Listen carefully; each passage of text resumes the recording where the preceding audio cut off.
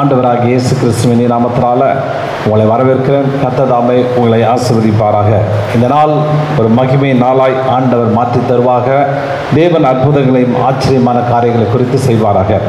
நாம் பல காரியங்களை பல செய்திகளை வாசித்து கொண்டிருக்கிறோம். என்னென்னா தேவனுடைய மகிமை. தேவன் மகிமை பொருந்தினவர். தேவன் தம்முடைய மகிமை தம்முடைய வல்லமையும் அதிகாரத்தையும் தேவன் நமக்குள்ளே வைத்திருக்கிறார்.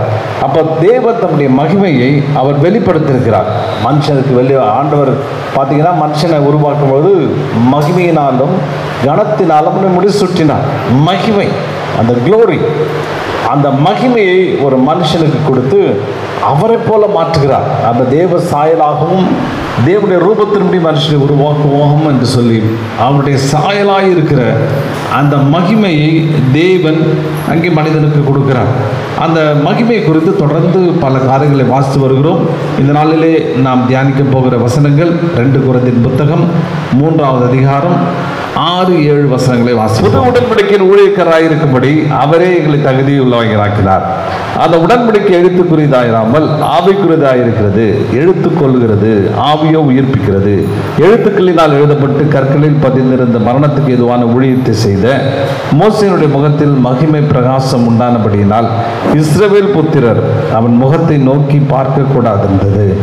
ஒழிந்து போகிற மகிமையுடைய அந்த ஊழியம் அப்படிப்பட்ட மகிமை உடையதாயிருந்தால் ஆவிக்குரிய ஊழியம் எவ்வளவு அதிக மகிமை உள்ளதாயிருக்கும். 2 விதமான ஊழியத்தை குறித்து பவுல் அப்போஸ்தலன் சொல்கிறார். ஒன்று, பழைய ஏற்பாட்டு காலத்தில் மோசே மூலமாய் ஒரு மகிமை வெளிப்பட்டிருக்கிறது. அந்த மகிமையின் ஊழியத்திற்கு மோசேவை ஆண்டவர் தேர்ந்தெடுத்திருக்கிறார். முதல் வசனங்களை வாசிக்கும் பொழுது 6வது வசனம் வாசிக்கும்போது புது உடன்படிக்கையின் ஊழியக்காரனாக இருக்கும்படி அவரே எங்களை தகுதியுள்ளவராக்கினார். புதிய உடன்படிக்கைக்கு நம்மளை என்ன செய்கிறாரு? அவர் தகுதி உள்ளவராய் மாற்றிருக்கிறார். அப்படின்னா பழைய உடன்படிக்கை இருக்குது. பழைய உடன்படிக்கையை தேவன் அந்த இடத்துல நமக்கு அவர் 3வது வசனம், ஏனெனில் நீங்கள் எங்கள் ஊழியத்தினால் உண்டாக்கி கிறிஸ்துவின் நிறுவமாய் இருக்கிறீர்கள் என்றும் வெளியரங்கமாய் இருக்கிறது. இது மையினால் அல்ல, ஜீவனுள்ள தேவனுடைய ஆவியினாலும் கற்பலைகள் அல்ல, இருதயங்களாகிய சதையினால பலகைகளாக அவர் எழுதியிருக்கிறார். அந்த 6வது வசனத்தை தொடர்ந்து வாசிக்கும்போது ஆவிக்கு எழுத்து கொள்ளுகிறது, ஆவியை உயிர்ப்பிக்கிறது அப்படி போடுறது. அல்லேலூயா. இந்த மகிமையின் அதாவது எழுத்து கொள்ளுகிறது அப்படின்னு வாசிக்கிறோம். எழுத்து எப்படி கொல்லும்? ஒரு மனுஷனை எப்படி சாகடிக்கும்? ஒரு மனுஷனை எப்படி கொல்லும்? அப்போ மோசே மூலமாய் இந்த நியாயப்பிரமாணங்கள், இந்த சட்டத்திட்டங்கள் உருவாக்கப்பட்டது. தேவன் தம்முடைய மகிமையை வெளிப்படுத்தினார். தேவன் தம்முடைய வல்லமையை வெளிப்படுத்தினார். அந்த மகிமை எப்படிப்பட்ட மகிமைன்னா இதில் சொல்லப்படுகிறது. 2த்தையும் பிரித்து பேசுனா இதில் ஒரு இடத்துல சொல்லப்படுகிறது அந்த எழுத்து கொள்ளுகிறது. மோசே மூலமாய் அங்கே எழுத்து கொள்ளுகிறது என்று வேத வசனம் அங்கே சொல்லுகிறது. சரி, எப்படி கொள்ளுகிறது? யாத்ராகமத்தின் புத்தகம் 32வது அதிகாரம் 7வது வசனம். அப்பொழுது கர்த்தர் மோசேயை நோக்கி, நீ இறங்கி போ, எகிப்து தேசம் நடத்தி வந்த உன் ஜனங்கள் தங்களை கெடுத்து கொண்டார்கள். அவர்களுக்கு நான் விதித்த வழியை அவர்கள் சீக்கிரமாய் விட்டு விலகினார்கள்.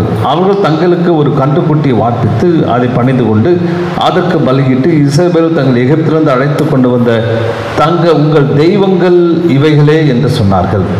பின்னும் கர்த்தர் மோசேயை நோக்கி, இந்த ஜனங்களை பார்த்தேன், இவர்கள் வணங்கா கழுத்துள்ள ஜனங்கள். ஆகையால் என் கோபம் இவர்கள் மூலமும் நான் இவர்களை அழித்து போடவும் நீ என்னை விட்டுவிடு, உன்னை பெரிய ஜாதி ஆக்குவேன் என்றார். அவன் பாளையத்துக்கு சமீபத்து அந்த கன்றுக்குட்டியும் நடனத்தை கண்டபோது மோசே கோபம் உண்டவனாகி தன் கையில் இருந்த பலகைகளை மலையிலே அடியிலே எரிந்து உடைத்து போட்டு அவர்கள் உண்டு பண்ணின கன்றுக்குட்டி எடுத்து அக்கினியிலே சுட்டெரித்து அதை பொடியாக அரைத்து தண்ணீரிலே தூவி அதை இஸ்ரவேல் புத்திரர் குடிக்கும்படி செய்தான்.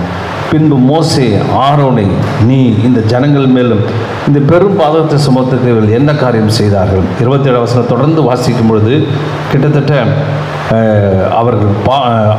அவர்களை நோக்கி, உங்கள் ஒவ்வொருவனும் தன் பட்டயத்தையும் தன் அறையிலே கட்டிக்கொண்டு பாலை எங்கும் உள்ளும் புறமுமாய் வாசல் போய் ஒவ்வொருவனும் தன் தன் சகோதரனையும் ஒவ்வொருவனும் தன் தன் சிநேகிதனையும் ஒவ்வொருவனும் தன் தன் அயலானை கொன்று போட கடவன் என்று இஸ்ரவேலுடைய தேவனாகிய கர்த்தர் சொல்கிறார் என்றான். லேவியின் புத்திரர் மோசே சொன்னபடி செய்தார்கள். அந்நாளிலே ஜனங்களில் ஏறக்குறைய 3000 பேர் விழுந்தார்கள். நல்லா கவனிங்க. மோசே என்ன செய்கிறான்? ஆண்டவர் ஊழியத்தை மோசேக்கு ஒப்பு கொடுக்கிறார். இந்த வேத வசனத்தின்படி ஆண்டவர் சொல்கிறார், எழுத்து கொள்ளுகிறது. எழுத்து ஆண்டவர் தன்னுடைய கையினாலே 10 கட்டளைகளை எழுதி 2 பலகைகளை அவன் கையில் கொடுத்தார். உங்களுக்கு எல்லாருக்கும் தெரியும். அதில் விபச்சாரம் செய்யாதிருப்பா, உன் தேவனாகிய கர்த்தர் நமஸ்கர், நீ விக்கிரகத்தை வணங்கக்கூடாது, உன் தேவனை முழு இருதயத்தோடும் அவரை நீ சேவிக்கணும், அவரை எந்தி ஒரு தேவர் இல்லை அப்படின்ற வார்த்தைகளெல்லாம் எழுதி நீட்டாக எழுதி ஒரு அந்த கல் அவரே செஞ்சிருக்கிறாரு, அவரே எழுதியிருக்கிறாரு. அது மோசேயுடைய கையில் ஒப்படைத்தார். அவன் எழுதும்பொழுது அங்கே பார்த்தாக்க ஜனங்க இவர் எழுதின அந்த எழுத்துப்படி இவங்க ஜனங்க வாழலை. எழுத்தின்படி அவங்க வாழலை. அதுக்கு விரோதமாய் பாவம் செய்கிறாங்க. அவங்க என்ன செய்கிறாங்க? ஒரு கண்ணுக்குட்டி உருவாக்கி அங்கே நடனம் ஆடி பாடி ஆண்டவரை மறந்து போய் இவர் தான் எங்களுடைய தெய்வம், இதுதான் என்னுடைய தெய்வம். நியாயப்பிரமாணம் என்ன சொல்லுது? 10 கட்டளை என்று சொல்லி, நான் ஒருவரே தேவன், என்னை என்று தேவர்கள் உங்களுக்கு உண்டாயிருக்க வேண்டாம் என்று சொல்லியிருக்கிறது. அப்போ எழுதப்பட்ட அந்த எழுத்து விரோதமாய் இதை ஜனங்கள் பாவம் செய்கிறார்கள். அந்த விரோதமாய் பாவம் செஞ்ச உடனே மோசேக்கு பயங்கர கோபம். ஆண்டவருடைய கோபம் என்ன செய்கிறது? பற்றி எரிகிறது. விக்கிரகத்தை வணங்குகிற ஜனங்கள், விக்கிரகத்தை தெய்வமாய் கொண்ட ஜனங்கள், ஏனென்றால் 10 கட்டளைக்கு விரோதமாய் எழுதப்பட்ட அந்த வார்த்தையை ஒருத்தன் நிறைவேறாமல் போனார், ஒருத்தன் செய்யலைன்னாக்க, ஒருத்தன் அதுக்கு கீழ்ப்படியலைனாக்க உடனே தேவனிடத்தில் அக்கினி கோபம் பற்றி எரிகிறது. மோசேக்கு கோபம் பற்றி எரிகிறது. அவன் என்ன செய்யறான்? உடனே லேவியின் புத்திரத்தை கூப்பிடுறான், எல்லாம் பட்டயத்தை கட்டிங்க, எல்லாம் வாள் எடுத்துங்க அப்படின்னு சொல்லிட்டு போயிட்டு யார் யாரை வெட்டணுமோ வெட்டுன்னு சொல்லி அவ்வளவு பேரையும் என்ன செய்யறான்? வெட்டி அங்கே கொலை செய்கிறான். ஒரு பெரிய ரத்த சிந்து உண்டாயிருக்கிறது பாருங்க. எழுத்து முதல்ல எழுதப்பட்ட வந்த அன்றைக்கு ஒரு பெரிய கொலை நடக்குது. பயங்கரமான 3000 பேர் அங்கே மரித்து போய் அவங்க செத்து போய் விழுகிறது, பிரேதங்கள் விழுகிறத பார்க்கிறோம். இது ஊழியம். அந்த மோசேயுடைய ஊழியம் பழைய ஏற்பாட்டு ஊழியம். அது கொல்லுகிற ஊழியம், அது தண்டனை கொடுக்கிற ஊழியம், அது நியாயம் தீர்க்கிற ஊழியம். அப்போ இந்த வார்த்தையின்படி ஒரு மனிதன் தவறுவானால், இந்த வார்த்தையை செய்யாதபடி ஒரு மனிதன் செய்வானால் அவனுக்குள்ளே பயங்கரமான ஒரு நியாய தீர்ப்பு உண்டாகிறது. அவன் போயிட்டு அவ்வளோ பேரை கொல்லு, 3000 பேர் அந்த நாளிலே மரித்து போகிறார்கள். கோபம் பற்றி எரிகிறது. இதுதான் எழுத்து கொள்ளுகிறது. அப்போ தேவன் எழுதின அந்த சட்டத்திட்டங்களுக்கு விரோதமாய் எந்த மனிதன் பாவம் செய்கிறானோ அவர்களுக்கு மேல் தேவ அக்கினி பற்றி எரிகிறது. அதற்கான பனிஷ்மெண்ட் அதுதான். அந்த ஊழியெல்லாம் பிரித்து பேச ரொம்ப நேரம் ஆகும். ஆக்கினை தீர்ப்பு கொடுக்கிற ஊழியம், வேதனை உங்களை பனிஷ் பண்ணுற ஊழியம், உங்களை தண்டிக்கிற ஊழியம், உங்களை ஒன்றுமில்லாமல் ஆக்கிற ஊழியம். அப்படிப்பட்ட ஊழியம் அங்கே மோசே மூலமாய் பிரமாணம் எழுதப்படுகிறது. அதுக்கு முன்பு அவங்க விக்கிரகம் வணங்கியிருப்பாங்க. அப்போல்லாம் அங்கே செய்ய நடைபெறலை. என்னைக்கு சட்டத்திட்டங்கள் எழுதப்படுதோ, என்னைக்கு எழுத்து உருவாக்கப்படுதோ, என்னைக்கு ஆண்டவர் தன்னுடைய கையினால் அதை எழுதுகிறாரோ அன்னைக்கு அவ்வளோ பெரிய கொலைகள், அவ்வளோ பெரிய காரியங்களும் அந்த இடத்துல நடக்கிறது. அதுதான் அந்த ஊழியத்தினுடைய பங்கு. ஏனென்றால் தப்பு செய்தவர்கள் தண்டனை அனுபவிக்கணும், அந்த தண்டனையை பார்த்து மற்றவர்கள் தவறு செய்யாமல் இருக்கணும் அப்படின்ற ஒரு காரியத்திற்காக அந்த காரியங்கள் நடத்தப்படுகிறது. இதே பாருங்க, பவுல் சொல்லுகிறான், புதிய உடன்படிக்கையின் ஊழியக்காரன்.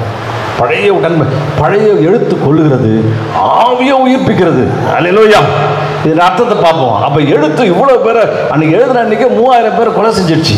ஆனால் இப்போ ஆவி என்ன செய்கிறது? உயிர்ப்பிக்கிறது. வசன வாசிகள் ஆச்சரியமான வசனம் படிக்கும் போது எனக்கு காலையில் தான் ஆண்டவர் இந்த காரியங்களை கொடுத்தார். எவ்வளோ ஆச்சரியமான சம்பவம் பாருங்க. இந்த அப்போஸ்தலர் நடபடிகள் 2ஆம் அதிகாரம் 37ஆவது வசனம். இதை அவர்கள் கேட்டபோது இருதயத்தில் குத்தப்பட்டவர்களாகி பேதுருவையும் மற்ற அப்போஸ்தலரையும் பார்த்து, சகோதரரே, நாங்கள் என்ன செய்ய வேண்டும் என்றார். பேதுரு அவர்களை நோக்கி, நீங்கள் மனம் திரும்பி ஒவ்வொருவரும் பாவ மன்னிப்பிற்கென்று இயேசு கிறிஸ்துவின் நாமத்தினாலே ஞானஸ்தானம் பெற்றுக்கொள்ளுங்கள், அப்பொழுது பரிசுத்தாவின் வரத்தை பெறுவீர்கள் என்றார். வாக்கு தத்தமானது உங்களுக்கும் உங்கள் பிள்ளைகளுக்கும் நம்முடைய தேவனாகிய கர்த்தர் வரவழைக்கும் தூரத்தில் யாவருக்கும் உண்டாயிருக்கிறது என்று சொல்லி இன்னும் அநேக வார்த்தையினாலே சாட்சி கூறி மாறுபாடுள்ள அந்த சந்ததி விட்டு விலகி உங்களை ரட்சித்துக் கொள்ளுங்கள் என்றும் சுபத்தி சொன்னான். அவனுடைய வார்த்தைகளை சந்தோஷமாக ஏற்றுக்கொண்டவர்கள், ஞானஸ்தானம் பெற்றவர்கள் அன்றைய தினம் ஏறக்குறைய 3000 பேர் சேர்த்துக் கொள்ளப்பட்டார்களாம். நல்லா கவனிங்க, முதல் எழுத்து உண்டாகிறது, அந்த எழுத்து கொள்ளுகிறது. போயிட்டு 3000 பேர் பட்டயத்து கருக்கினாலே வெட்டி போடப்பட்டார்கள். ஆனால் புதிய உடன்படிக்கை, புதிய ஆவியானவர் அங்கே வெளிப்படுத்துகிறாங்க. சொல்லப்படுறது பரிசுத்தாவினுடைய வரத்தை பெறுவீர்கள். பரிசுத்தாவியானவர் இறங்குகிறார். அல்லேலூயா. அந்த பரிசுத்தாவினை இறங்கி அவன் பேதுரு பிரசங்கம் பண்ணுகிறான். ஏன்னா புதிய உடன்படிக்கை இயேசு கிறிஸ்துவினாலே அந்த சத்தியம் அங்கே வெளிப்படுகிறது. அங்கே அந்த இரத்தத்தினாலாகிய அந்த காரியம் வெளிப்படுகிறது. புதிய உடன்படிக்கை, அதற்கு 2 உடன்படிக்கை சொல்லப்படுகிறது. பழைய உடன்படிக்கை என்னென்ன, நீங்க செய்யணும், செய்யாட்டா உனக்கு இந்த தண்டனை, அதுதான் பழைய உடன்படிக்கை. புது உடன்படிக்கை என்ன, இயேசு கிறிஸ்துவினால இரத்தத்தினாலாகிய உடன்படிக்கை. அல்லேலூயா. இந்த ரத்தம் என்ன சொல்லுது, உங்களுடைய பாவ மன்னிப்பு என்று சிந்தப்படுகிற ரத்தம். எப்பா நீ நடக்கவே முடியல, நீ எழுத்தின்படி நீ கொல்லப்பட வேண்டிய ஆளு, அந்த எழுத்தின்படி உன்னை அவ்வளவு பனிஷ்மெண்ட்டுக்குரிய ஆளு, உன்னை கொலை செஞ்சு ஒன்றும் இல்லாமல் பண்ண வேண்டியது எழுத்தின்படி நீ தண்டனைக்குரிய ஆளு, எழுத்தின்படி ஆக்கிரமிக்கக்கூடிய ஆளு, எழுத்தின்படி நீ பல விதங்களில் தண்டிக்கப்பட வேண்டிய ஆளு. ஆனால் இப்போ இயேசு கிறிஸ்து மூலமாய் அந்த இரத்தத்தினாலாகிய உடன்படிக்கை வந்ததுனால, உனக்காக இயேசு தண்டனை ஏற்றுக்கொண்டதுனால நீ விடுதலை பெற்றுக்கொண்டார். அல்லேலூயா. அந்த விடுதலையின் ஊழியத்தை உனக்கு தருகிறாரு அப்படின்னு பவுல் அங்கே பேதுரு அங்கே அந்த பிரசங்கத்தை ஃபர்ஸ்ட் கிளாஸாக பண்ணுறான். பண்ணும்போது அந்த பிரசங்கம் போய் ரீச் ஆகுது. ரீச் ஆக உடனே எல்லாரும் அதை ஏற்றுக்கொண்டாங்க. நாங்கள் என்ன செய்யணும், அன்னைக்கு கணக்கு பார்த்தீங்கன்னா 3000 பேர் ரட்சிக்கப்பட்டார்கள். அல்லேலூயா. அந்த இடத்துல பழைய ஏற்பாட்டில் 3000 பேர் அந்த இடத்துல சாகடிக்கப்பட்டார்கள். ஆனால் இந்த இடத்துல ஆவியானவரின் மூலியமாய், ஆவியானுடைய வரத்தை கொண்டு பெற்றுக்கொண்டது மூலியமாய், புதிய உடன்படிக்கையின் மூலியமாய் 3000 பேர் சேர்த்து கொள்ளப்பட்டார்களாம். அல்லேலூயா. என்ன ஆச்சரியமான ஒரு காரியம். 3000 பேர் எழுத்து 3000 பேர் அழிச்சது, இங்கே ஆவியானவர் 3000 பேர் தன்னிடத்திலே சேர்த்து கொண்டார். அந்த வசனம் சொல்லுது பாருங்க, சந்தோஷமாய். அல்லேலூயா. அந்த வசனத்தை வாசிக்கும் போது எனக்கு ரொம்ப ஆச்சரியமா போச்சு. அவருடைய வார்த்தையை சந்தோஷமாக ஏற்றுக்கொண்டவர்கள் ஞானஸ்தானம் பெற்றார்கள். ஏறக்குறைய அன்றைய தினம் ஏறக்குறைய 3000 பேர் சேர்த்து கொள்ளப்பட்டார்கள். ஐயோ, அந்த இடத்துல பார்த்தீங்கன்னா எழுத்தை எடுத்துட்டு 2 பலகை எடுத்துட்டு வந்த மோசே ஒரே ரத்தம் சிந்துதல், கூட்டத்தில் அழுக, கூட்டத்தில் போராட்டம், கூட்டத்தில் பலவிதமான தவிப்பு, கூட்டத்தில் அழறாங்க, ஓடுறானுங்க, பயம் அவர்களை பற்றி பிடிக்குது, திகில் பற்றி பிடிக்குது, குழப்பம் பற்றி பிடிக்குது, அப்படி ஓடுறாங்க. ஆனால் இந்த இடத்துல பார்த்தீங்கன்னா சந்தோஷம். அல்லேலூயா.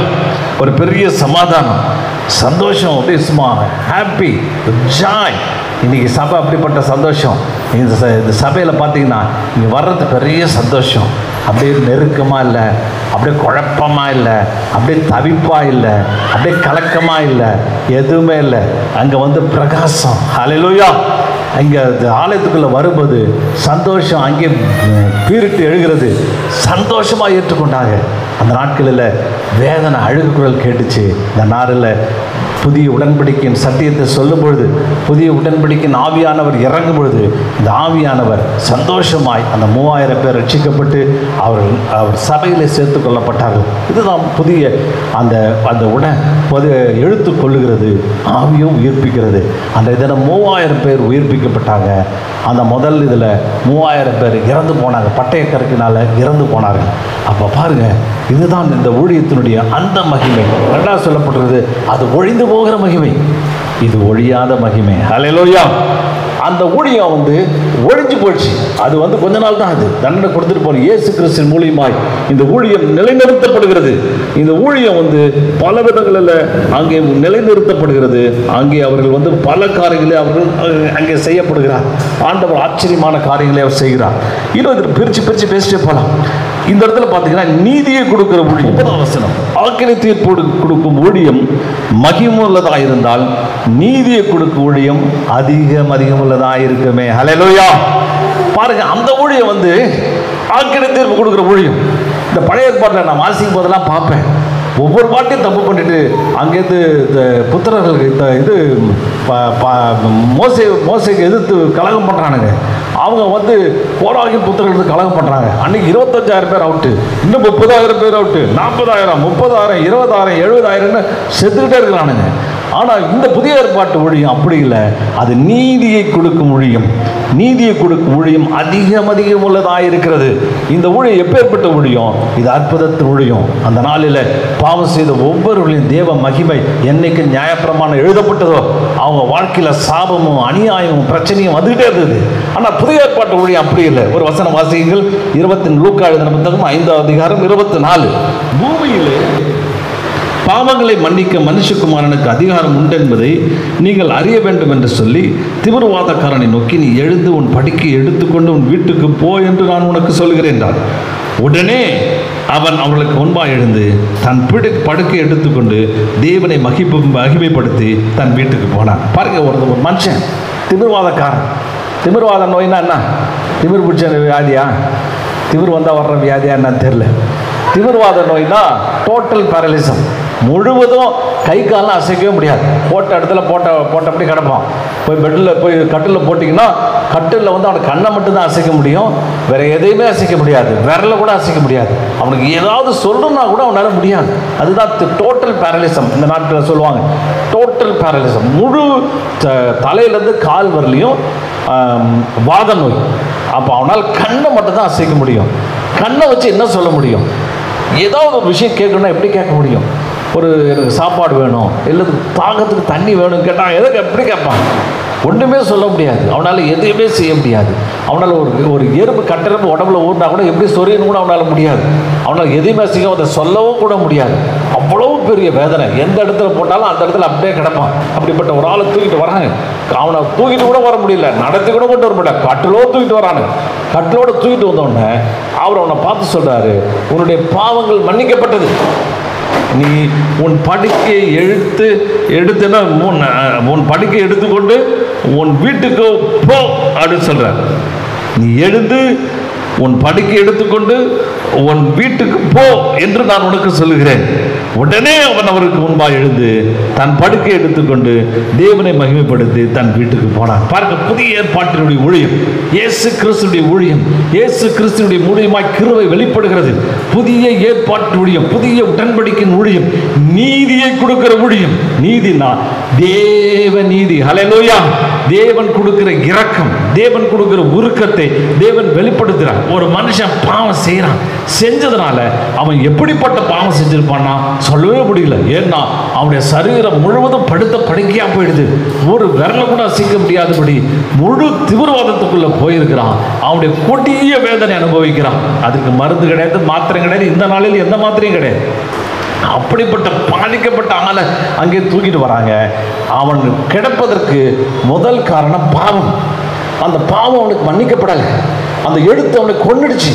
அவனுடைய செய்த பாவங்கள், அவனை செய்த அநியாயக்காரர்களும் மோசே பிரமாணத்திலிருந்து வருகிற அந்த சாபம் அவனை தாக்கினபடினாலே அவன் படுத்த படுக்கையா இருக்கிறான். இயேசு அவனை சந்திக்கிறான். எடுத்தோட சொல்றாரு, உன் பாவங்கள் உனக்கு மன்னிக்கப்பட்டது. நீதியை கொடுக்கிற ஊழியம், உன்னை உயிர்ப்பிக்கிற ஊழியம். படுத்த படுக்கையான்னு இருக்கிறியா? என்னால் எதுவுமே செய்ய முடியல வேதனைப்பட்டு கொண்டிருக்கிறியா? என்னால் இழந்து போயிட்டு வெடிக்க வேதனைப்பட்டு இருக்கிறியா? என் வாழ்க்கை தோல்விங்க, எதுலையும் வெற்றி இல்லைங்க, எதுலையும் ஜெயிக்கப்பட்டவன், நான் போராட்டத்துக்குள்ள ஆனவன், அப்படி போராடி கொண்டிருக்கீங்களா? இந்த நீதியை கொடுக்கிற தேவனுடைய ஊழியம் அங்கே கடந்து போகிறது. பாருங்க, அவனை ஒருத்தனாலும் ஒன்றும் பண்ண முடியல, மருந்துனாலும் சுகப்படுத்த முடியல, எந்த மனுஷனாலும் சுகப்படுத்த முடியல. இயேசுடைய பாவங்களை மன்னிக்கிறான். அப்போ புதிய ஏற்பாட்டுடைய உடன்படிக்கையின் ஊழியம் என்ன? அது ரத்தத்தினால் உண்டாகிற ஊழியம். இயேசு அங்கே வெளிப்படுத்துகிறார். இயேசு வெளிப்படுத்திட்டாங்க, சொல்கிறாரு, நீ எழுந்து நட, உன் வீட்டுக்கு போ அப்படின்றார். பாருங்க, படுக்கை அவனை எழுந்திருக்கிறான், அவனை சுருட்டான், எடுத்து பாக்கெட்டில் எடுத்துல வச்சுக்கிறான். அவன் நடந்து போகிறான். நடந்து போனோன்னு எல்லாரும் ஐயோ ஐயோன்னு கத்துறாங்க. இவன் நடந்து போனதை பற்றி அவனுக்கு பிரச்சனை கிடையாது. அவங்க கேட்குறானுங்க, பாவத்தை மன்னிக்கிறது இவர்கள் யார்? அந்த இடத்துல மாற்றினா பரிசெய்கிற சதுசெய்கிற அந்த இடத்துல இருக்கிறாங்க. எல்லாம் வேத பிரமாணங்க, கொள்ளுகிற எழுத்தை படிச்சுட்டு ஆட்கள், தண்டனையை வைத்திருக்கிற ஆட்கள். சில பேருக்கு அதுதான் இது சட்டம், இதுதான் சட்டம் போட்டுருவாங்க. இந்த சட்டம், அந்த சட்டம், இந்த சட்டம், இந்த சட்டத்தை நிறைவேற்றலாம் உனக்கு இந்த தண்டனை, இந்த தண்டத்தை நிறைவேற்றலாம், இதுதான் அதுதான் அதுதான் கண்டுபிடிச்சி வசனத்தை கண்டுபிடிச்சி இந்த தண்டனை இந்த தண்டனை உறுதித்த பத்திர ஆட்களுக்கு உட்காந்துருக்காங்க. ஆனால் இவங்களுக்கு முன்பு இயேசு சொல்கிறாரு, இவன் பாவங்கள் மன்னிக்கப்பட்டது என்றார். அவனுக்கு கத்துறானுங்க. அப்போ அவர் சொல்கிறார், ஒருத்தர் எழுப்பி நடக்கிறது பெரிய விஷயமா இல்லது பாவத்தை மன்னிக்கிறது எளிதான காரியமான்னு கேட்குறாங்க. அவங்க பேசாமல் இருக்கிறாங்க. அப்போ அவனுக்கு ஒன்றும் புரியல. ஒரு மனுஷனுடைய பாவத்தை மன்னிப்பது இலகுவான காரியமே கிடையாது. அதுக்கான எந்த வாய்ப்பும் கிடையாது. எல்லா மதங்களும் என்ன சொல்லுது? பாவத்துக்கு மன்னிப்பே கிடையாதுன்னு சொல்லுது. இந்து மதம் என்ன சொல்லுது? பாவத்துக்கு மன்னிப்பே இல்லை, அந்த கர்மத்தை அனுபவிச்சே ஆகணும்.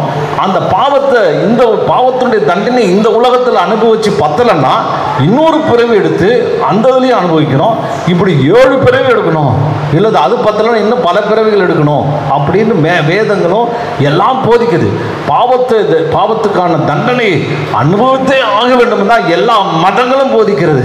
எல்லா எழுத்துக்களும் அப்படிதான் சொல்லுது.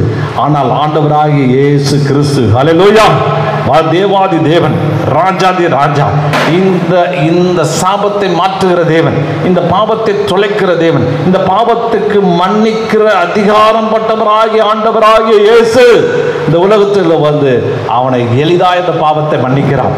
பாவத்தை மன்னிப்பது எளிதான விஷயமே கிடையாது. ஆனால் யாருக்கு எளிது? உன்னை உருவாக்கின தேவன், உன்னை சட்டத்திட்டங்களை உருவாக்கின தேவன், அவருக்கு மன்னிப்பதற்கு மிகவும் எளிதாக இருக்கிறது. அவர் உன் பாவத்தை மன்னிக்கிறது மாத்திரமல்ல, அதனால் வந்த தண்டனை, ஆக்கின தீர்ப்பு, உன் வாழ்க்கையில் இருக்கிற சாபங்கள், உன் வாழ்க்கையில் இருக்கிற குழப்பங்கள், உன் வாழ்க்கையில் இருக்கிற போராட்டங்கள் எல்லாவற்றையும் இந்த தேவன் அங்கே நிறைவேற்றி போடுகிறார், மாற்றி போடுகிறார். பாருங்கள், அன்றைக்கி அந்த நாளில் அவன் தேவனை மகிமைப்படுத்துகிறான், தேவனை உயர்த்துகிறான், சந்தோஷமாய் புறப்பட்டு போகிறான். பாருங்க, இதுதான் இந்த புதிய ஏற்பாட்டினுடைய மகிமையின் ஊழியம். நம்ம மகிமையின் ஊழியம் உனக்கு பாவத்திலிருந்து மன்னிப்பை கொடுக்கிறது, உன்னை உயிர்ப்பிக்கிறது, உன்னை நடத்துகிறது. இது ஒரு ஆவிக்குரிய ஊழியம். ஆவியோ உயிர்ப்பிக்கிறது. அதாவது உயிர்ப்பிக்கிறதுனா செத்து போன இருக்கிற உன்னுடைய காரியங்களை, மரித்த உன்னுடைய காரியங்களை, சிதைந்து போன உன்னுடைய வாழ்க்கையை, குழம்பி போன வாழ்க்கையை மறுபடியும் எழுத்த கட்ட வைக்கிறது இந்த ஆவியின் ஊழியம். ஆமென். அதனால் தான் பவுலப்பா சொல்லுகிறான், இந்த ஆவியின் ஊழியத்தை, இந்த புதிய ஏற்பாட்டு உடன்படிக்கையின் ஊழியத்தை செய்கிறத நாங்கள் ஒன்றும் சோர்ந்து போகிறதே கிடையாது. நாங்கள் தாராளமாக இருக்கிறோம், நாங்கள் அற்புதமாக காரியங்களை செய்து கொண்டு இருக்கிறோம் என்று அவன் சொல்லுகிறான். இன்னும் பார்த்தீங்கன்னா இன்னும் ஒரு காரியத்தை சொல்லும்படி விரும்புகிறேன். அது என்னன்னா, அந்த புதிய ஏற்பாட்டு முக்காடு 3:13, அவர் ஒழிந்து போவது முடிவை இஸ்ரவேல் புத்திரர் நோக்கி பாராதபடிக்கு மோசே தன் முகத்தின் மேல் முக்காடு போட்டுக் கொண்டது போல போடுவதில்லை. அவர்களுடைய மனது கடினப்பட்டது. இந்நாள் வரைக்கும் பழைய ஏற்பாடு வாசிக்கல் அந்த முக்காடு நீங்காமல் இருக்கிறது. அது இயேசு கிறிஸ்துவினால் நீக்கப்படுகிறது. மோசேயின் ஆகமல் வாசிக்கப்படும் போது இந்நாள் வரைக்கும் இருக்கிற முக்காடு அவர் இருதயத்தின் மேல் இருக்கிறது. அவர் கர்த்தரிடத்தில் மனம் திரும்பும் போது அந்த முக்காடு எடுபட்டு போகும். அல்லேலூயா. முக்காடு இவன் இந்த பழைய ஏற்பாட்டில் வாசிச்சிங்கன்னா அவன் டைம் ஆகிடும். பழைய ஏற்பாட்டில் வாசிச்சிங்கன்னா மோசே வந்து என்ன செய்கிறான்? அந்த மகிமையின் தேவனை பார்க்குறான். அந்த மகிமையின் தேவன் அவனுக்கு அப்படியே எழுதுறார். எழுதி கடன்னு எல்லாத்தையும் அவனுக்கு எழுதி கொடுக்குறான். எழுதி கொடுக்கும்போது இந்த மகிமையை அவன் பார்க்குறான். பார்த்தோன்னா முகத்தில் அப்படியே பிரகாசம் வீசுது. அந்த பிரகாசம் வீசினோடனே அவன் இறங்கி வருகிறான்.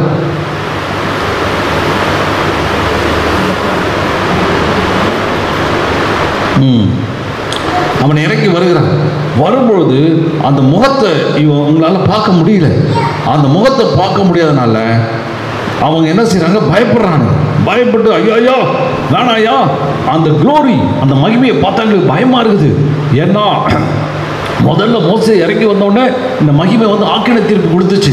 இந்த மகிமை வெளிப்பட்டுச்சுன்னா என்ன நடக்குதுன்னே தெரியாது. அதனால் தயவுசெய்து முக்காடு போட்டுங்க, வேணாம் இந்த முக்காடுகள் நாங்கள் பார்க்கவே வேணாம் அப்படின்னு சொல்லிட்டு அவங்க என்ன செய்கிறாங்க? மோசே முகத்தில் முக்காடு போட்டாங்க. அதனால் ஏன்னா அவங்க நோக்கி பயந்தார்கள். ஏன் பயந்தாங்கன்னா இந்த மகிமை என்ன செய்து அப்படியே அவங்களுக்கு ஒழிந்து அவங்களுடைய பாவங்களை கண்டித்து அந்த இடத்துல தண்டனை கொடுக்குது. அவங்களுக்கு பிரச்சனை உண்டு பண்ணுது. அவங்களுக்கு பல சூழ்நிலை உண்டாக்குது. அதனால பாவ உணர்வடைகிறாங்க. பயம் அவங்கள பற்றி பிடிக்குது. அப்படியே பயந்து போய் கலங்கி போய் அவங்க இருக்கிறாங்க. அப்படிப்பட்ட ஊழியம் மோசேயின் மூலியமாய் கொடுக்கப்பட்டது. ஆனால் இவன் என்ன சொல்லுகிறான்? அந்த முக்காடு இன்னைக்கு வரல எடுக்கலப்பா, இன்னைக்கு வரல எடுக்கல. அந்த முக்காடு இது பண்ணல. அந்த பழைய ஏற்பாட்டு ஊழியம், அதான் 15வது வசனம் வாசிக்கும் போது, மோசேயின் ஆகமங்கள் வாசிக்கப்படும் போது இந்நாள் வரைக்கும் முக்காடு அவங்க இருதயத்தின் மேல் இருக்கிறது. வெறும் பழைய ஏற்பாட்டை வாசிங்கன்னா முக்காடு இருதயத்தில் இருக்குது. அந்த பழைய ஏற்பாட்டு பரிசேயர் சதுசேயரும் அதை வாசிச்சு அந்த முக்காடு அவங்க இருதயத்துக்குள்ள இருக்குது. ஆனால் கர்த்தரிடத்தில் மனம் திரும்பும் பொழுது முக்காடு என்ன செய்கிறது? எடுபட்டு போகும். முக்காடு எழுது போயிடுது. முக்காடு தூக்கி அடிச்சிடறாரு, தூக்கி வீசிடுறாரு. கர்த்தருடைய ஆவியானவர் எங்கேயோ அங்கு விடுதலை உண்டு. ஆமென், ஸ்தோத்திரம். இதுக்கு ஒரு வசனம் எனக்கு நல்ல ஞாபகம் வருது, நான் வாசிக்கும்படி விரும்புகிறேன். யோவான் எழுதின புத்தகம் 9வது அதிகாரம் 1, 2, 3 வசனங்கள். அவர் அப்புறம் போகையில் பிறவி குருடனாகி ஒரு மனுஷனை கண்டார். அப்போது அவருடைய சீஷர்கள் அவரை நோக்கி, ரபி, இவன் குருடனாய் பிறந்தது யார் செய்த பாவம்? இவன் செய்த பாவமோ இவனை பெற்றவர்கள் செய்த பாவமோ என்று கேட்டார்கள். இயேசு பிரதியுத்தரமாக, இவன் செய்த பாவம் அல்ல, இவன் பெற்றோர் செய்த பாவம் அல்ல, தேவனுடைய கிரியைகள் இவனிடத்தில் வெளிப்படும் பொருட்டு இப்படி பிறந்தான் அப்படின்னு அங்கே ஆண்டவர் சொல்கிறார். அப்போ என்ன அர்த்தம்? முக்காடு போட்டிருக்கு அப்படின்னா அர்த்தம்னா நல்ல சைட் இல்லைன்னு அர்த்தம். முக்காடு போட்டிருக்காங்க. முக்காடு இருக்குன்னா இந்த பழைய ஏற்பாடு வாசிகளுக்கு ஒரு முக்காடு இருக்குது. ஆனால் கிறிஸ்துவின் மூலியமாய் இந்த முக்காடு நீக்கப்படுகிறது. இந்த இடத்துல பாருங்கன்னா ஒருத்தர் குருடாக இருக்கிறான். அந்த குருடன் இங்கே வருகிறான். அந்த நாட்களில் ஒருத்தர் பிறவி குருடனாக பிறந்தனா என்ன சொல்கிறாங்க? இவன் செஞ்ச பாவமாக தெரியல, இவங்க அப்பா செஞ்ச பாவமாக இல்லை. ஏன்னா பாவத்தினால இவனுக்கு பிரச்சனை இருக்குது, பாவத்தினால போராட்டம் இருக்குது. இவன் இந்த செஞ்ச பாவம் தான், இவனுக்கு குருடனாக பிறந்திருக்கிறான். அப்போ அவனும் என்ன யோசிப்பான்? எல்லாருக்கும் கண்ணு தெரியுது, எனக்கு கண்ணு தெரியல, எனக்கு எது தெரியல.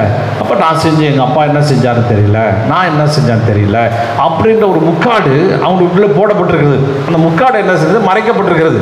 அதில் ஒரு தெளிவான வெளிச்சத்தை அவங்க பார்க்கவே முடியல. கிறிஸ்துட்ட வராங்க, பெரிய ஆராய்ச்சியோடு கொண்டு வரானுங்க. இவன் செஞ்ச பாவமா எங்கள் அப்பா செஞ்ச பாவமா? ஆண்டவர் சொல்ற, இவன் செஞ்ச பாவம் அவன் செஞ்ச பாவம், தேவனுடைய கிரியைகளிடத்தில் வெளிப்பட போகிறது. அல்லேலூயா. நீ போட்டு ஏன் வாழ்க்கை எப்படி இருக்கு, ஏன் எப்படி இருக்கு, அந்த பாவமா இந்த பாவம்னு குழப்பவே தேவையில்லை. தேவனுடைய மகிமை ஒரு இடத்துல வெளிப்பட போகிறது. தேவனுடைய வல்லமை வெளிப்பட போகுது. எல்லாவற்றையும் ஆண்டவர் எடுத்து போட போகிறார். எல்லாவற்றையும் மாற்றம் போட போகிறார். எல்லாவற்றையும் அவர் உருவாக்க போகிறார். பாருங்க, இவன் விஷயத்தில் ஆண்டவர் அற்புதமாய் ஒரு சுகத்தை கொடுக்கிறார். அவன் என்ன செய்யறாரு? ஒரு சேர் உண்டாக்குறான். ஒரு சேர் உண்டாக்கி பாருங்க, 6வது வசனம் வாசிப்பா. அவர் சொல்லி அவர் தரையிலே துப்பி உமிழ்நீரினால் சேர் உண்டாக்கி அதை சேர்த்து குருடருடைய கண்களில் பூசி, நீ போய் சீலோவம் குளத்திலே கழுவு என்றார். சீலோவம் என்பதற்கு அனுப்பப்பட்டவன் என்ற அர்த்தமாம். அப்படியே அவன் போய் கழுவி பார்வை அடைந்தவனாய் திரும்பி வந்தான். ஆண்டவர் எச்சு துப்பி சேர் உண்டாக்குகிறான். சேர் உண்டாக்கி அவன் கண்களில் போடுகிறான். பாருங்க, அவன் பிறவி குருடன். அவன் கண்ணில் ஒன்றுமே இல்லை. ஒரு ஊழியக்கார கண்ணில் ஒன்றுமே இல்லை. உள்ளே இருக்கிற மணியா, அந்த கண்ணில் மணியே இல்லை, விழியே இல்லை, அப்படியே சுத்தமாக எல்லாம் போயிடுச்சு. அவனுக்கு எதுவுமே இல்லை. ஒரு சில பேருக்கு கண்ணு இருக்கும், உள்ள பார்வை கெட்டு ஸ்க்ரீன் ஏதோ கோளாறு இருக்கும். இவனுக்கு கண்ணே இல்லை. ஒன்று ஆண்டவர் என்ன பண்ணுறாரு? எச்ச துப்புறாரு. எச்ச துப்பிட்டு சேர் உண்டாக்குறார். 2 கண்ணை ரெடி பண்ணுறார், புது பிராண்ட் நியூ கண்ணு. ஏன்னா அவர் சிருஷ்டிகர்த்தர், அவர் உருவாக்குற தேவன்.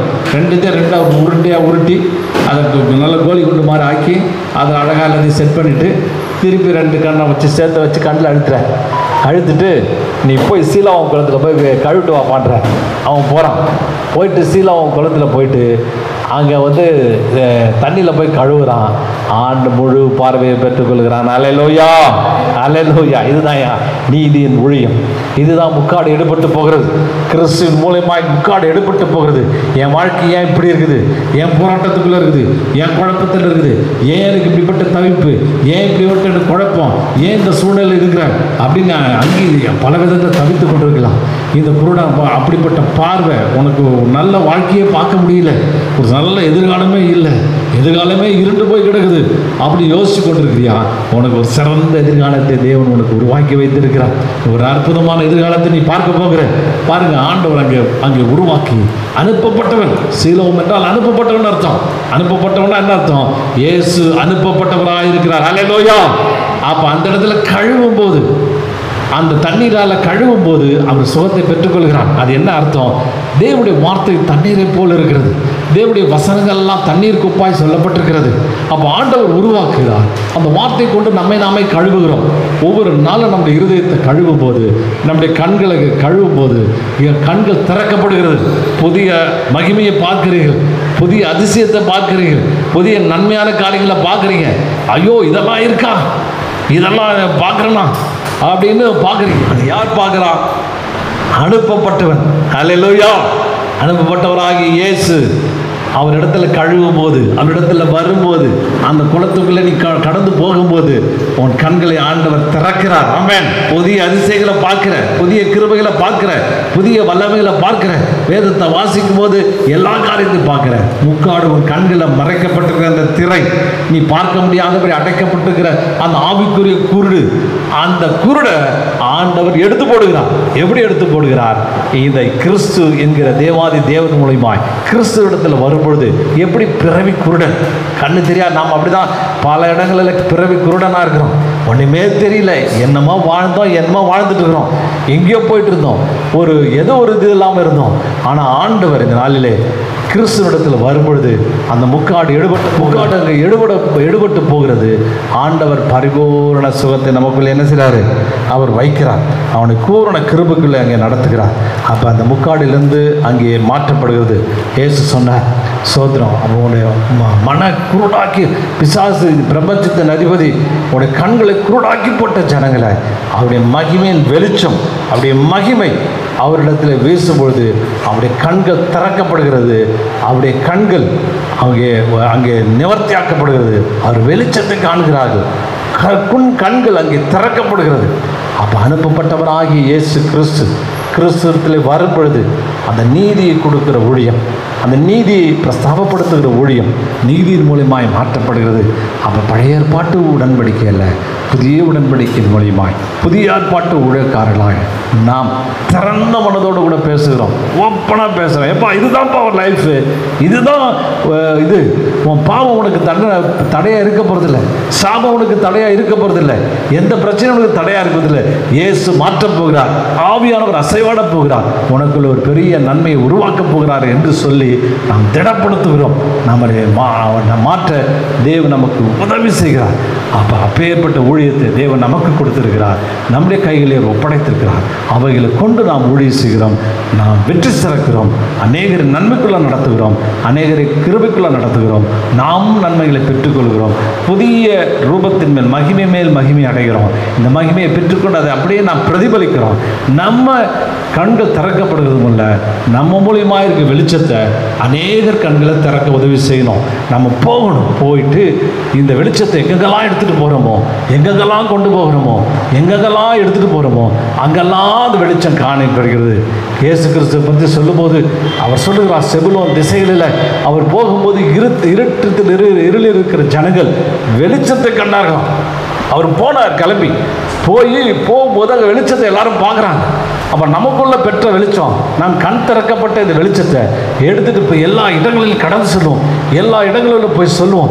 எல்லா இடத்துல போகும்போது அந்த அநேக ஜனங்கள் வெளிச்சத்தை காண்பார்கள், வாழ்க்கையில் நன்மையை காண்பார்கள், கிருபையை காண்பார்கள், பெரிய நன்மைகளை தேவன் காண்பிக்க நம்ம உதவி செய்வார். அதனால் நம்ம இருதயத்தில் அவர் பிரகாசிக்கிறார். இந்த பிரகாசத்தை வெளியில் கொண்டு போய் ஜனங்களிடத்தில் பகிர்ந்து கொள்வோம். அவர்கள் தேவனை அறிந்து கொள்வார்கள், தேவனை ஆராதிப்பார்கள், தேவனை பின்பற்றுவார்கள். அவர்கள் குறித்து சொல்லும்பொழுது 54 நாடுகளில் அவன் ஊழியம் செஞ்சான். பிரயாணப்பட்டு போயிட்டே இருக்கிறான், பிரயாணப்பட்டு போகிறான், இங்கே போகிறான், அங்கே போகிறான், அங்கே போகிறான். எத்தனை நாடுகள் இரவு பகலாக ட்ராவல் பண்ணுறான். போய் அந்த மகிமையின் வெளிச்சத்தை நடத்தி எடுத்துகிட்டு போகிறான். அது என்டையர் அந்த ஆசியா கண்டத்தையே சுற்றி வருகிறான்.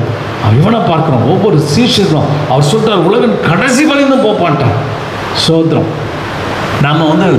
நம்ம கடைசி வரைந்தும் போகணும், போயிட்டு கிறிஸ்துவ மகிமையை கொண்டு போய் அறிவிக்க போகணும், கொண்டு போய் செய்யணும். அந்த மகிமையின் ஊழியத்தை கொண்டு போகும்போது அங்கே குருடராக இருக்கிற ஜனங்கள், தவிப்புக்குள் இருக்கிற ஜனங்கள் இந்த மகிமையை காண்பார்கள். வார்த்தையின் மூலியமாக தேவன் வெளிப்படுவார், பெரிய காரியங்கள் செய்வார். அப்படி தான் பாருங்கள். அவன் தோமா அங்கேயே உட்காந்துட்டு அங்கேயே இருந்திருக்கலாம், ஆனால் அவன் இல்லை. ஆண்டவர் அவனுக்கு அனுப்புகிறார். நம்ம இந்திய தேசத்துக்கு வந்து அங்கேருந்து நான் கிட்டத்தட்ட ஒரு 10,000 கிலோமீட்டர் வரல ட்ராவல், அந்த இதிலேருந்து பிரயாணப்பட்டு அங்கே கேரளாவில் வந்து இறங்கி, அந்த நாட்டில் கேரளாவில் இங்கே நடந்து வர்றது எவ்வளோ பெரிய விஷயம். இங்கே சென்னைக்கு வந்து அந்த வெளிச்சத்தை பிரகாசிக்க செஞ்சான். இன்றைக்கும் அந்த இடத்துல அவன் மரித்த கல்லறை இருக்கிறது. அதனால் இந்த என்ன சொல்கிறது, இந்த ஊழியம், நீதியை கொடுக்குற ஊழியம், மகிமையை பிரசாபிக்கிற ஊழியம் எவ்வளவு விலையேற பெற்றது. நாம் இது குறித்து அச்சாக்கரையாக இருக்கிறது. இதை பல இடங்களுக்கு கொண்டு செல்வோம். தேவனுடைய நாமத்தை மகிமைப்படுத்துவோம். தேவனுடைய நாமத்தை உயர்த்துவோம். அல்லேலூயா, ஆமென். அன்பின் நல்ல ஆண்டவரே, இந்த அற்புதமான வேலைக்காய், ஆராதனை வேலைக்காய் நன்றி செலுத்துகிறேன் கர்த்தாவே. இந்த வேலையில் கூட கர்த்தாவே தேவ வல்லமை இறங்கட்டும். நாதா ஆண்டவரே, நீர் கொடுத்த மகிமையின் ஊழியத்தை குறித்து நாங்கள் ஆண்டவரே அஜாக்கிரதையாக இராதபடி கர்த்தாவே அவைகளை குறித்து நாங்கள் ஆண்டவரே யோசனை உடையவர்களாய், இது நீதியை கொடுக்கிற ஊழியம், இது முக்காடு எடுக்கிற ஊழியம், இது கண்களை திறக்கிற ஊழியம், இது சாத்தானை நொறுக்கிற ஊழியம், அநேகரை மண்ணில் கொண்டு செல்கிற ஊழியம் என்பதை நாங்கள் உணர்ந்து கொண்டவர்களாக ஆண்டவரே அப்பா, எங்களுடைய வாழ்க்கையில் வாழ்நாளெல்லாம் உமக்கென்று ஓடி கர்த்தாவே உடைய வெளிச்சத்தை நாங்கள் மற்றவர்களுக்கு முன்பாய் பிரகாசிக்கத்தக்கதாய் கர்த்தர் நீர் உதவி செய்யும்படியாக செபிக்கிறோம். கர்த்தர் கிருபை செய்யும்படியாக செபிக்கிறோம். என்னுடைய பாவத்தெல்லாம் மன்னித்து உடன்படிக்கையை எங்களுக்கு தெரியப்படுத்தின தயவுக்காய் உமக்கு நாங்கள் நன்றி செலுத்துகிறோம் கர்த்தாவே. ஆவியானவர் எங்கேயோ நாங்கள் விடுதலை உண்டு என்று சொன்ன பிரகாரம் ஆவியானவர் இந்த இடத்துல கேட்கிற பிள்ளைகளிடத்தில் ஆண்டவரை வாசிக்கிற பிள்ளைகளிடத்தில் அசைவாடும்படியாய் நாங்கள் செபிக்கிறோம் கர்த்தாவே. சந்தோஷமாக ஏற்றுக்கொள்ள தேவன் உதவி செய்யும்படியாக செபிக்கிறோம். கர்த்தர் ஆசீர்வதிகனாக கர்த்தருடைய பரத்தில் ஒப்படைக்கிறோம். கர்த்தர் நாமத்தினால ஜெயத்தை எடுத்துக்கொள்கிறோம். இயேசுவின் நாமத்தில் செபிக்கிறோம்.